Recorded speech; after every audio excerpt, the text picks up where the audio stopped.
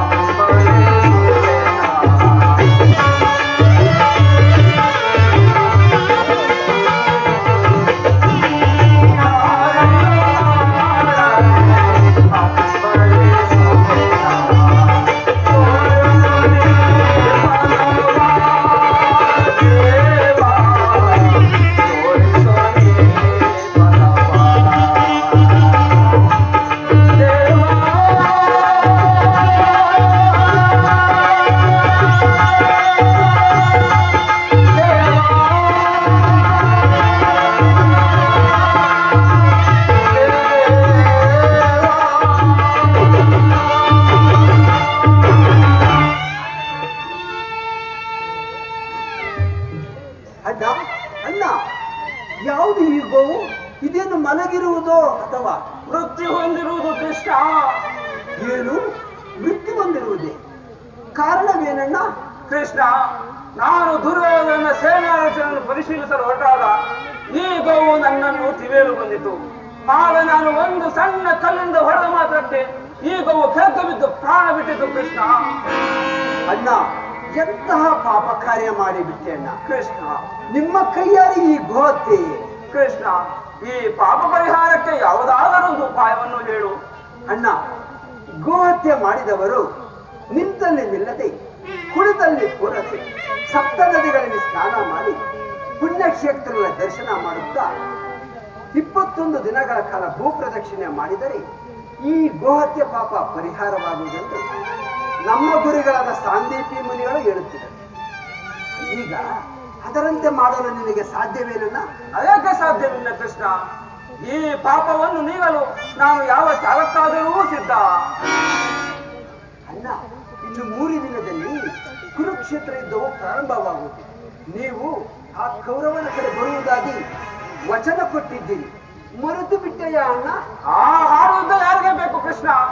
ನನಗೆ ಗಂಟು ಬಿದ್ದರೆ ಈ ಪಾಪವನ್ನು ತೊಳೆದುಕೊಂಡರೆ ಸಾಲದೆ ನಾನೀಗಲೇ ಭೂಯಾತ್ರೆಗೆ ಹೊರಡುವೆ. ಶಂಭು, ನಿಮ್ಮನ್ನೇ ನಂಬಿಕೊಂಡಿರುವ ಆ ಕೌರವನ ಪಾಡೇನು? ಯಾರ ಕರ್ಮಕ್ಕೆ ಯಾರು ಹೊಣೆಯಾಗಲು ಸಾಧ್ಯ ಕೃಷ್ಣ? ಆ ಕುರು ಪಾಂಡವರು ಹೋರಾಡಿ ಮಣಿಯನೇ